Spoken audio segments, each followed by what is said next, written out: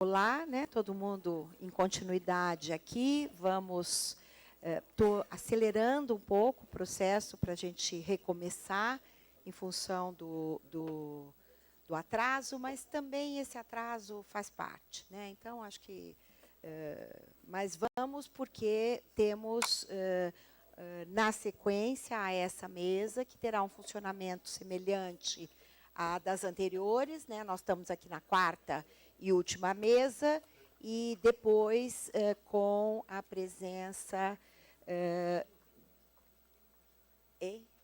Não, a mesa última, mas depois com a presença no fechamento do ex-prefeito Fernando Haddad e ex-ministro da Educação, que fará o encerramento aqui da nossa atividade. Tá?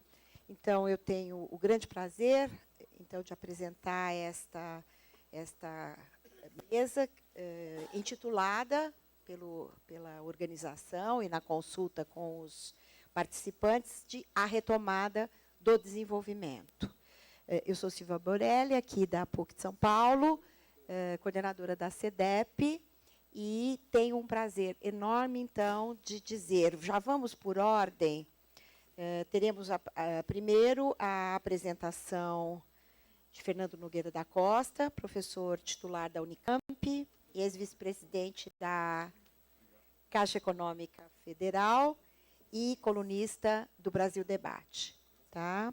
Na sequência, professor da casa, Antônio Corrêa de Lacerda, professor de Economia, diretor da FEA e ex-presidente do... Sumiu aqui. Tá bom, não, nós vamos lá. O Tuto me entregou um... Eu fiz uma correção com ele. Fernando, tudo bem aí?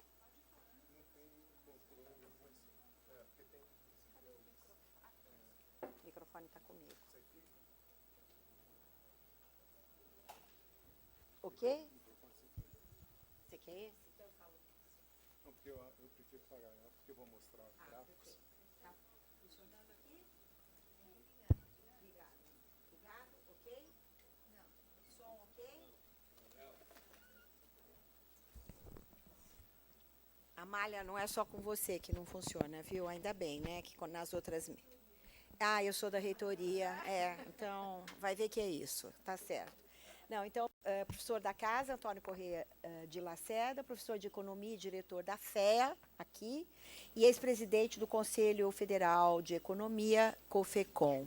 E aqui, ao meu lado esquerdo, como não poderia deixar de ser, professor Ladislau Dalbor, professor titular da pós-graduação de Administração da PUC de São Paulo, economista e economista e consultor ONU. Perfeito? Bom, então, começamos com a apresentação do professor Fernando Nogueira da Costa. Cada um dos membros da mesa tem cerca de 20 minutos, de até 20 minutos para a apresentação, e aí depois abriremos para o debate. E queria agradecer muitíssimo a presença dos nossos convidados e, obviamente, porque, sem dúvida, o motor desse trabalho passa por aquilo que eles vão nos apresentar e contribuir, e, ao mesmo tempo, agradecer também a presença de vocês, que estão todos e todas aqui conosco. Bom, boa tarde. Agradeço muito o convite do Nassif, da PUC, e de todos os colegas aqui presentes, eu agradeço a presença. Eu sou entusiasta dessa ideia, acho, desde que o Nassif falou para mim, né? Nós já tivemos algumas reuniões e, em termos muito simples, um resumo, é um desafio de elevar o nível do debate público no Brasil, né? Para a gente não entrar no próximo ano, as pessoas estão muito pessimistas a respeito do debate eleitoral, e eu acho que é um momento chave, a gente, com dados, pesquisas, evidências, defendermos cada qual o nosso ponto de vista. Então, a ideia da plataforma brasileira é a partidária e, realmente, socializar um conhecimento, né, que foi construído pelos nossos pesquisadores ao longo do tempo. E a de hoje já é um desafio para mim, porque eles me convidaram para eu falar do que eu era especialista. Um pouco, né? Conheço um pouco da área financeira, macroeconômica, mas, não a última hora, mas na semana passada me avisaram, não, vai falar sobre finanças públicas, que eu sempre odiei. Esse é um assunto que... Tipo, o professor meu de finanças públicas era um deputado, então aí está explicado o ódio. Mas eu acho que é um exemplo disso. Quer dizer, inclusive, nós temos o desafio, né, e pediu para eu ser um espécie de curador da área econômica, fazer os convites, organizar o debate, e esse é um desafio. E eu gostei muito. Passei todos os dias feriado lendo a literatura a respeito, e eu vou tentar resumir para vocês com a vantagem do meu atraso. Porque, quando a gente não é especialista, a gente vê os pontos críticos. Muitas vezes o que o especialista não vê. Né?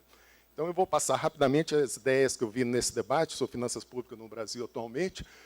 Vou fazer em 4 partes. Em parte lógica, primeiro, ver a parte receita, né, envolve esse tema, arrecadação, carga tributária, estrutura. Depois a despesa, que envolve déficit primário e secundário, endividamento público.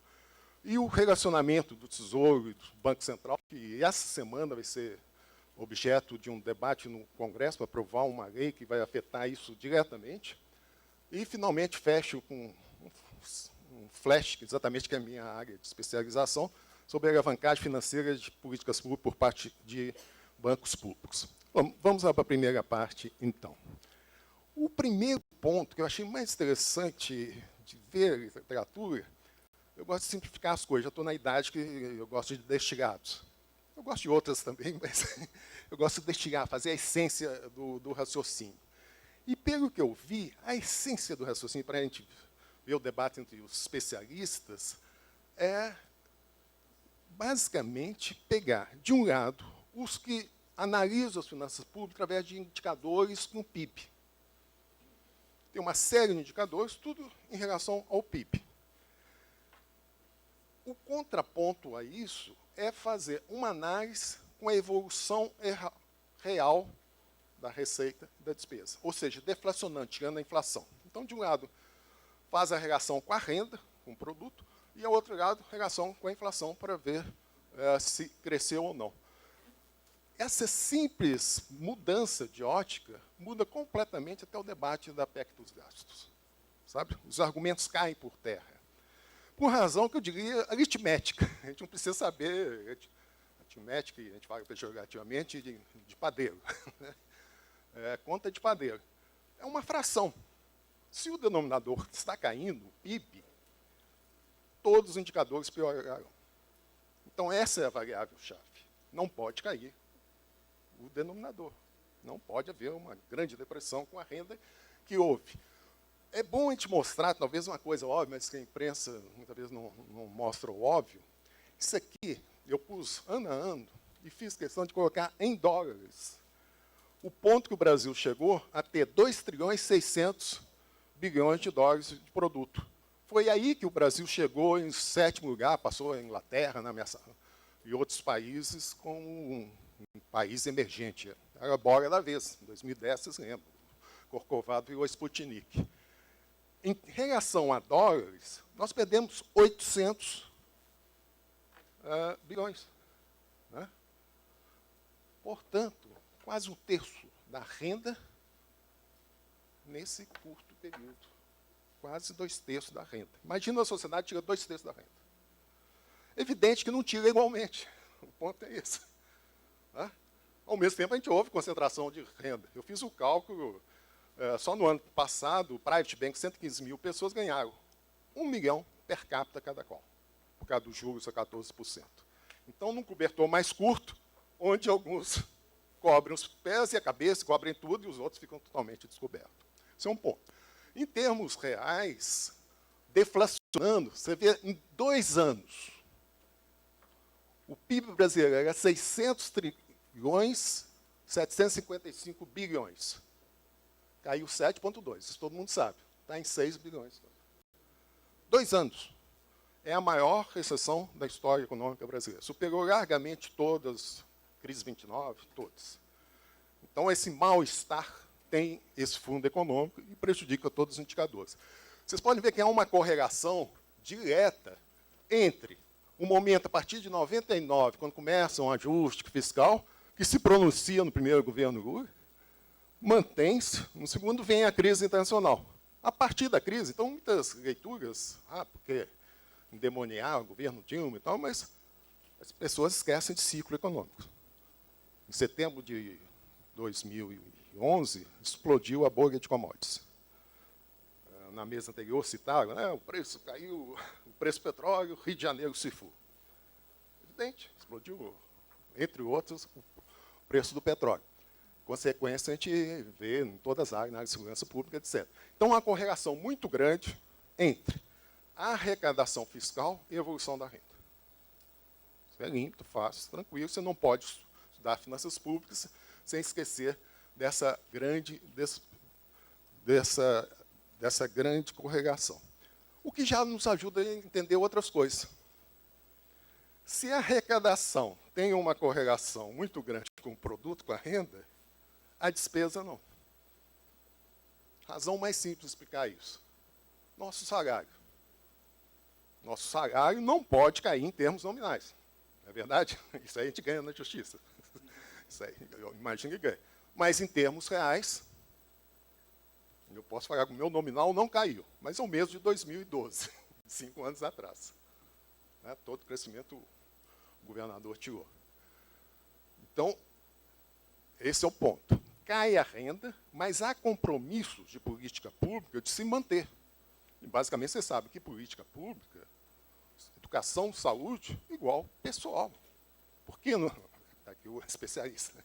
Por que os gastos nos municípios cresceram mais? Está pegando encargos que não cumpria antes. Na área de educação, saúde, contrata pessoal. E isso gasta mais. Né? Então, tem a ver com o avanço de política pública.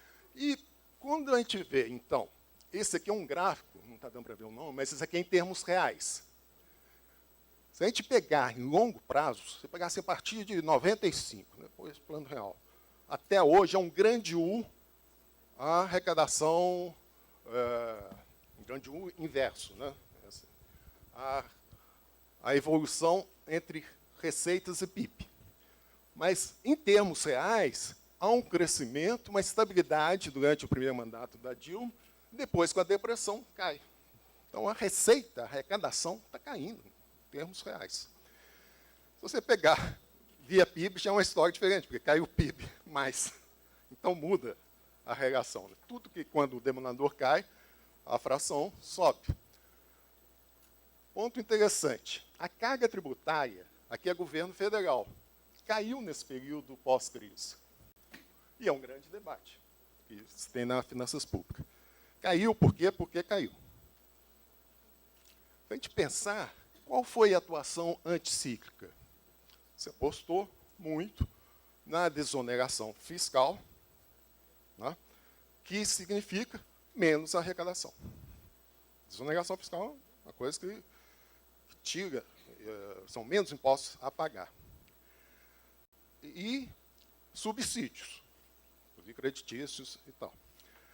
Tem uma leitura que eu tendo a discordar, pode ficar para o debate, mas falar assim, bom, mas aí foi uma aposta de achar que o setor privado era mais ágil. E com esse incentivo retomaria no crescimento. É uma leitura que não me convenceu muito, mas alguns falam isso. Tem uma leitura que é menos dita, e eu tendo a achar mais, não sei se vocês sabem, eu não tirei o gráfico, estava longo, o custo unitário do trabalho, a partir de uma grande queda em 2003, ele sobe extraordinariamente. Um gráfico é um U, de fato, sem ser invertido. Sobe, sobe, sobe.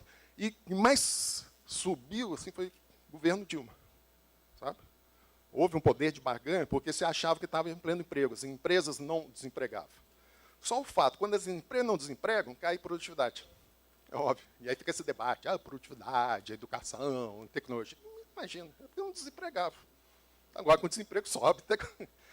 Menos gente trabalhando mais, aumenta a produtividade. Né? Então, tem uma manipulação de informações muito grande nessa área. Vamos adiante. Quando pego a estrutura, que não dá para ver, mas é só impressionista. Se vocês vissem, isso aqui, a carga tributária, é 32 a 32, de cabo a rabo, sobe para 33, baixa para 31, mas a tal ilusão de que a carga tributária é demasiada. Aparece na imprensa esse debate? Foi interditado, discutiu-se tudo, PEC, gasto e tal. Carga tributária, opa, isso não se toca nesse assunto. Aumentar a arrecadação fiscal, mudar a carga tributária, ver a distribuição da estrutura tributária, isso não se toca, foi interditado definitivamente. E aí que você fala, nesse período social desenvolvimentista, começa então, no último ano do Fernando Henrique, e vai até 2015, carga tributária não se mexeu. Se discute cortar gasto, cortar gasto, cortar gasto. Não se discute aumentar a receita. E aí, quando você vê a estrutura tributária, você quer fácil guardar, memorizar, porque é bom, eu mostrei o dado assim, em série longa, mesmo que o número seja pequeno, para ver isso. Metade é ICMS. Ou seja, todo mundo paga tributação regressiva. Os pobres pagam no mesmo montante que os ricos pagam. Metade. Pode ver que também não muda. Isso tudo aqui é estático. Sabe? Não tem grandes mudanças, com exceção, se para transações financeiras, era 5%, passou a 1,8%. Sabe? E compensou marginalmente, com propriedades e tal, mas a mudança. Segundo, então, metade aqui, 1/4, folha de salário, previdência social. Isso, previdência social. E aí sobra 18%. Você pode ver que também não muda. 18, de cabo a rabo. Imposto de renda, que é a tributação progressiva, que é onde muda a desigualdade de renda, de capital. Tá? Congelado. Nesse período todo não houve mudança, um período que a gente classifica como social desenvolvimentista, que houve ênfase em políticas sociais. Esse eu deixei também, assim, só pus uns comentários, porque é oficial, é da Secretaria da Receita Federal. É outra vantagem recente, que houve um avanço no acesso a informações públicas. A gente não tinha acesso a imposto de renda. Não espontâneo. Hein? Não espontâneo. Fruto das lutas, batalha, mas foi um avanço, particularmente deve pagar o Nelson Barbosa, que no final do mandato já estava ameaçado, ele mandou liberar tudo. Mas foi antes. Todo mundo fala, o Piketty veio e fez esse, é o maior best-seller da história, tem sua força, né? Mas antes já tinha lei do acesso à informação, já o secretário de Receita Federal estava divulgando. Eu vou resumir para facilitar a leitura e comparar. Essa barra laranja é a tributação exclusiva. O que é tributação exclusiva? Tem lá. 31% é o 13º salário. Isso aqui dá uma coisa interessante, o Gadsgal provavelmente vai gostar disso. E muitas vezes as pessoas falam assim, a renda do capital financeiro. Pessoas ganham mais dinheiro em capital financeiro. Eu sempre falo para meus alunos assim, ó, só no imposto de renda, 13º salário é mais que os rendimentos financeiros todos, do ano todo. Então, vamos com cuidado isso, que a pessoa ou alguém vai viver de capital financeiro. Ganho de capital é diferente. Juros é menor do que salário. Então, as pessoas, eu ensino para os meus alunos, fazem renda no mercado de trabalho. Invistam na sua carreira.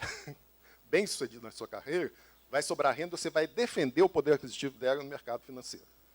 Mas renda se ganha no mercado de trabalho.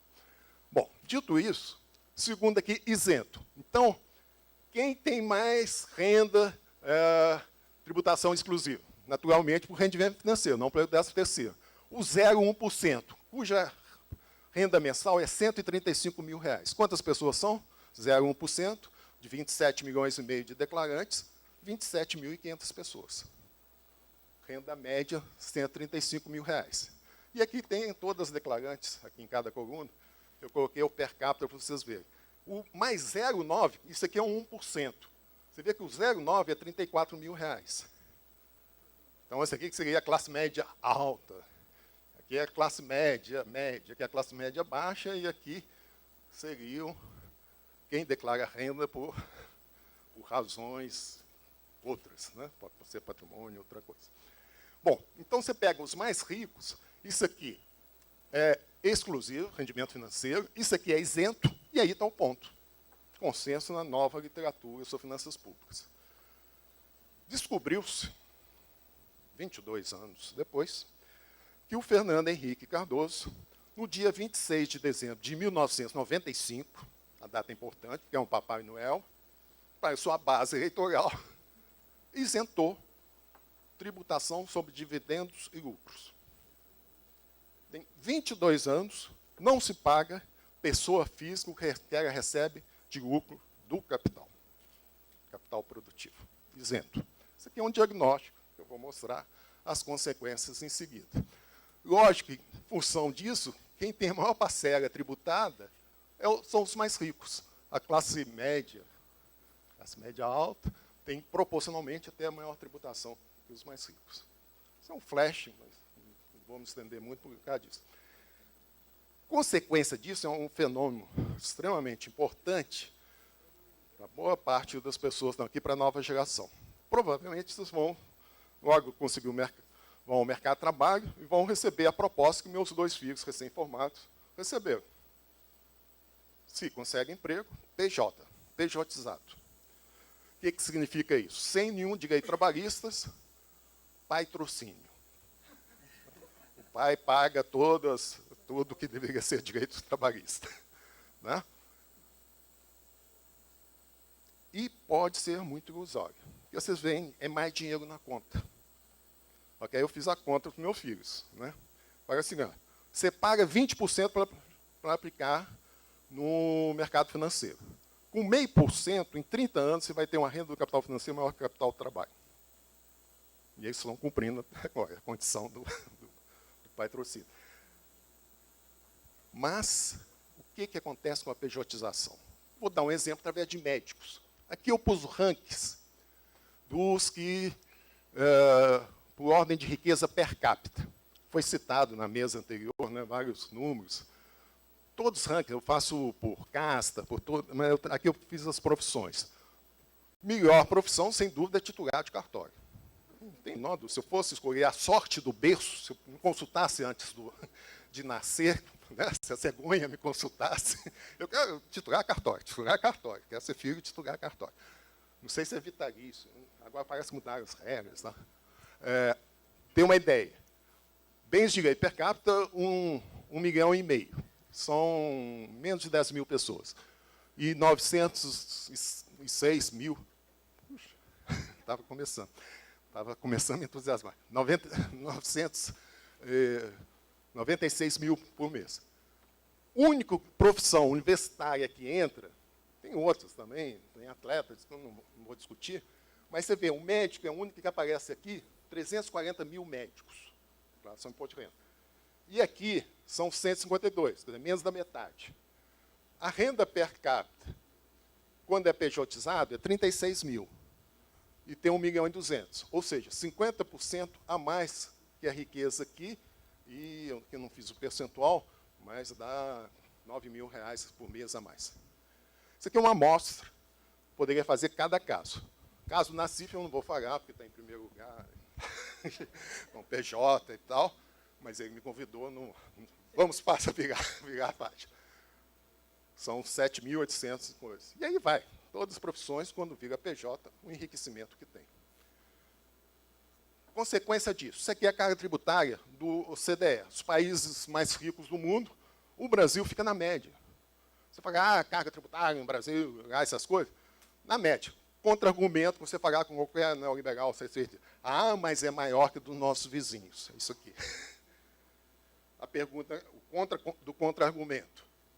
Você quer estar próximo de estados com bem-estar social ou com estados sem bem-estar social? Entre os quais, que eles gostam de apontar, Estados Unidos, está aqui embaixo.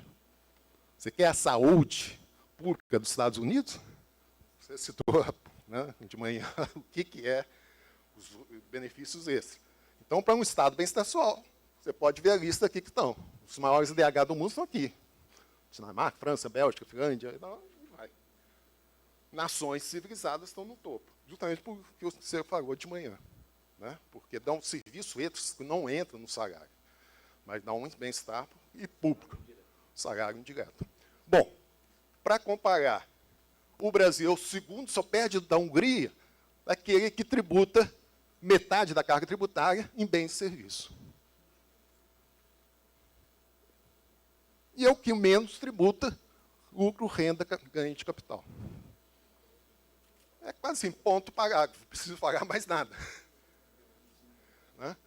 O Brasil fica abaixo da Turquia. menos 6% de carga tributária. Foi. Ponto parágrafo. Ou seja, o diagnóstico não precisa ser especialista, eu não sou. Mas você olha isso e já tem. Mas, como tudo, não só em economia, mas como na vida, tudo na vida, fácil de pagar, difícil de fazer. Não é? Viabilidade política. Por quê? Essa mudança da regressiva, que é baseada em ICMS, para uma progressiva, passa pelo Congresso Nacional, onde as bancadas regionais, nesse caso são obrigatórias, têm isso. Mas só que tem interesses extras, que eu não preciso falar aqui, porque eu vou pregar para já convertidos. Mas tem interesses, né, com a sua casta, a sua dinastia, seu clã, tem uma negociação. Então, o diagnóstico técnico não é problema. Todos os especialistas fazem. É só examinar os dados, você já tem um diagnóstico. Questão de viabilidade política. Que vai desde a questão, e a PEC do gasto? Vai mudar ou não vai? Viabilidade política. E a estrutura tributária? Viabilidade política. Porque o diagnóstico é fácil. É totalmente injusto e desigual em relação ao resto do mundo. Bom, quanto a despesas, muito rapidamente, você vê que, quando a gente considera a participação dos gastos tributários em relação ao PIB, ele cresce. Aí fala, política keynesiana na época de crise, que o gasto público substitui gasto privado. O diagnóstico seria esse. Mas a questão não foi estritamente uma política keynesiana. Aí tem um debate por que não foi, e eu até comecei a falar, acho que não concluí, mas a minha hipótese que não foi. Alguns falam, porque acharam que o setor privado teria mais iniciativa de retomada do crescimento e investimento. Pelo que eu me lembro, na época, o debate, era o seguinte, com a desoneração fiscal e algum subsídio, abriu o espaço entre os custos da empresa, que o salário estava esmagando o lucro. E a contrapartida foi manter o emprego. Nesse sentido, eu chamo a atenção para o nosso debate, há uma crítica injusta, foi um fracasso, foi uma incompetência, porque o desemprego caiu no menor nível da história brasileira no final de 2014. Na PNAD antiga foi 4,8%, na PNAD contínua nova dá 6,5%, menor da série temporal. Hoje, mais do que dobrou. Chegou a 14 milhões de desempregados em 2 anos. Então, você vê, isso se trata de prioridades, né? De querer... no caso, estava atendendo a sua base eleitoral. E não foi à toa que foi reeleita. O resto é conversa, né? Porque a taxa de desemprego estava muito baixa. Deixa eu ver, eu vou fazer rápido, saltando para andar. Isso aqui é o superávit, isso aqui é os juros. Você vê que os juros, que foi o grande problema que diminuiu, aumentou o déficit nominal, chegou a 10,8%, porque os juros em 2015, isso aqui foi... quando o Joaquim Levy assumiu, né, voltou à velha matriz neoliberal, e aí já estava em 2014 caindo, cai mais ainda, o superávit primário transforma-se num déficit primário. Bom, então a gente vê na despesa. A despesa com juros, destacadamente, mas reforçou. Mas a despesa de pessoal, a gente vai ver muito no debate isso. Por que o PT atendeu sua base, os funcionários públicos, esses bodes expiatórios da vez. Isso aqui mostra um gráfico. Né? 95, o que era despesa pessoal, e o que foi recentemente. Mas subiu aqui. Lógico, o PIB caiu. Aqui é a relação PIB. Estão mantendo o meu salário, o indicador sobe. Sabe? Pergunta assim, por que provocou depressão? Que é o reflexo disso. E assim vai. Aqui já é valores reais. Então, aqui é a tal da arrecadação previdência. Os benefícios previdenciários, de fato, sobem. E é bom que suba, porque isso é estado de bem-estar social. A gente quer construir isso, quer ter ganho de cidadania nisso. A arrecadação líquida não cresceu tanto, por motivo que nós falamos. Há desemprego, cai a arrecadação, o ritmo não é o mesmo. Quer dizer, os compromissos de política pública se mantêm, mas se não tem renda, crescimento de renda, cai a receita. Então, começa a dar déficit. Ou seja, a solução é cortar? Não, é um tiro no pé. Vai agravar o problema. Aqui eu acho que vale a pena. Um minuto. explicar uma coisa que muitas vezes parece óbvio, mas nem todo mundo tem conhecimento, que é o discurso demagógico de político, com a rara exceção do aqui presente, que é o universitário, que é assim, eu vou me comportar como a senhora dona de casa. Cuidar da despesa, cortar a despesa. Agora, a senhora dona de casa acredita nisso. É um discurso muito convincente. E aí o empresário acredita nisso também, cortar gasto, cortar gasto. Só que o Estado não é nem uma casa, nem uma empresa. É o contrário. Quando o Estado gasta, ele arrecada mais, pelo fator multiplicador de renda. Várias rodadas, sabe, de gasto, de renda, venda, aí arrecada mais. Quando corta gasto, arrecada menos. Beabá keynesiano, considerado o maior economista do século XX, mas que os neoclássicos não conhecem. O pessoal que está, a equipe de ouro que está no governo, não passaria num beabá keynesiano. Então, agora está fazendo uma coisa que dá errado. Cortar gasto, cai. Seria uma série de indicadores, mas só para falar, essa aqui é interessante. Vê o INSS, a arrecadação tributária, que é em relação ao PIB. Então, cai o PIB, cresce. Até 2016. Você vê que cresce, mas não é essas coisas todas. Justamente entre o tamanho próximo do déficit, que passou a ser déficit primário. Mas o déficit final, que aumenta a dívida, é devido a uma ação discricionária do Banco Central. Botou os juros 14,25% durante 15 meses. Então, custo com isso, que aumentou o déficit nominal extraordinariamente. Debate interditado. Juros não é problema. Alguém discute juros? Não, uma necessidade para combater a inflação. E para enriquecer as pessoas que investem no mercado financeiro. Então, esse é um tipo de debate que tem que ser feito. Por que o benefício, né, do capital financeiro em relação ao capital produtivo que gera emprego? Todos os indicadores também vão entrar.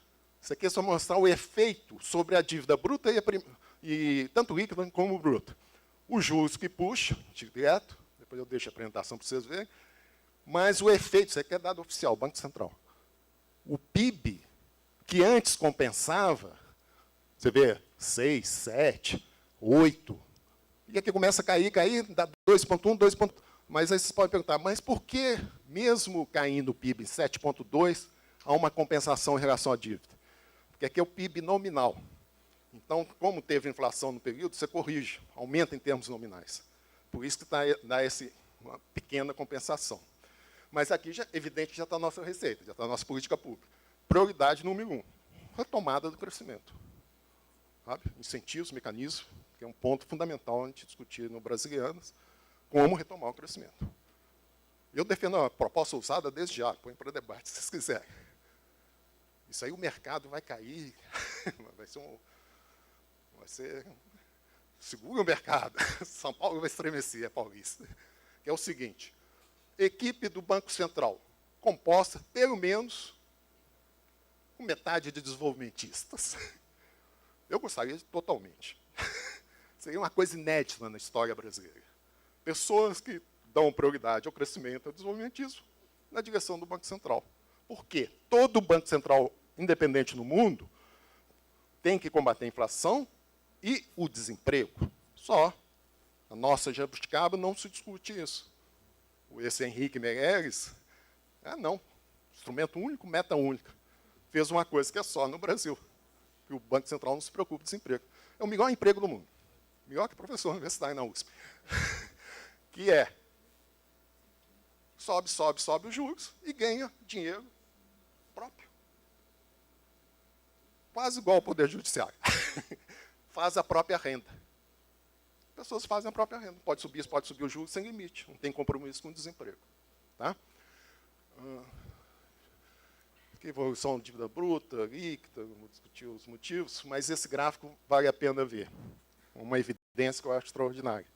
Esse gráfico, ele vem até 2015, 2002, 2015. E o que ele faz? Isso aqui é a carga tributária, não muda. E aí ele desconta a da carga tributária, percebe ali, descontando transferência de previdência, assistência social e subsídio. Ou seja, políticas públicas. Metade. Interessante. Metade. E aí você desconta dessa carga tributária que você alcançou, a carga tributária, você desconta os juros. Outra metade. Você vê que é 16, vai para 7,7. Sai 16 para 7,7. Ou seja, essa carga tributária, que ninguém mexe e tal, metade, políticas por bem-estar social, e um quarto, que é 8%, juros. O resto que é custeio da máquina, essa coisa que pagar professor, segurança pública, tudo isso que a gente acha que está faltando. Você tem que pagar, né? Ninguém trabalha de graça. É pagamento pessoal, mas entra isso. Então, eu acho muito didático isso. Você tira, você vê, o problema está em pessoal, não, basicamente é juros. Uma ação discricionária. Aí teria uma questão técnica, eu posso deixar para o debate, mesmo cortando juros, enquanto não tiver superávit primário, a dívida continua a aumentar. Mas deixo para o debate isso em função da repressão. A emissão monetária.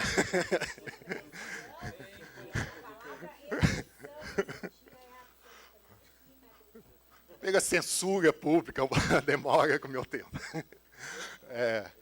A emissão monetária dá para explicar rapidíssimo. Há uma correlação direta, mas direta, com operações compromissadas, são de curtíssimo prazo, você vê o gráfico, que atualmente é 1,126 bilhões, com a elevação das reservas cambiais. E chama a esterilização da troca de dólares por reais, e depois tem que enxugar o dólares.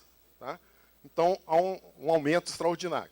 O meu diagnóstico, olhando, eu vou mostrar uma série de números, eu vou falar, essas operações compromissadas, eu estive na Caixa até o final de 2006, e era justamente o cuidado da tesouraria, aqui na Paulista. Tornou-se a maior tesouraria de todos os bancos. Coisa chata de pagar. Né? No meu tempo, coisa de velho, né? No meu tempo, era apenas 60 bilhões de operações compromissadas. A gente fazia 35 bilhões, só a Caixa fazia 35. Ganhamos dinheiro até rir, né? Hoje, 60 é 1,126 bilhões. Isso a gente ainda não escreveu no GGN, eu estou querendo apurar mais. Eu suspeito isso aqui, que era zero, passou a ser 3/4 de 2 semanas a 3 meses. Eu acho que é especulação na véspera do Copom, que transforma em pós-fixado. É um mecanismo. Tal. Vou tentar investigar isso. Qual a importância disso? Ser 1,126 bilhões. A importância disso é o seguinte, isso aqui está dentro da dívida bruta, que foi esse carnaval que justificou tudo, PEC de gastos e tudo. Dá 17,7% do PIB. Sabe? Então, não é crucial. Só que é uma coisa, tecnicidade, pouca gente conhece, ganha esse rio de dinheiro, mas é o grosso que aumentou a dívida bruta. Então, o crédito junto do BNDES, fizeram um carnaval para enxugar os bancos públicos, é só 6% do PIB. Isso aqui é o caixa único do Tesouro no PIB. Aqui tem umas coisas cambiais. Há um debate, que é o projeto de lei que vai ser votado essa semana. Tem os caras, todo mundo sensato vê isso tem que mudar. E há uma solução, que é essa. Você troca operações compromissadas por depósito remunerado do Banco Central. Não é uma jabuticaba, não é uma contabilidade criativa. Todos os países fazem isso. Aqui estão criando maior dificuldade de fazer.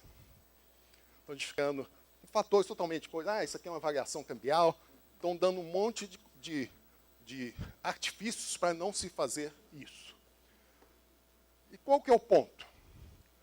Ao atacar o falso problema, por exemplo, o empréstimo que o Tesouro Nacional deu aos bancos públicos, na verdade, ataca, aí sim, uma jabuticaba que dá na Rússia, na Índia e na China, além do Brasil, que justifica por que esses 4 países são os maiores países emergentes.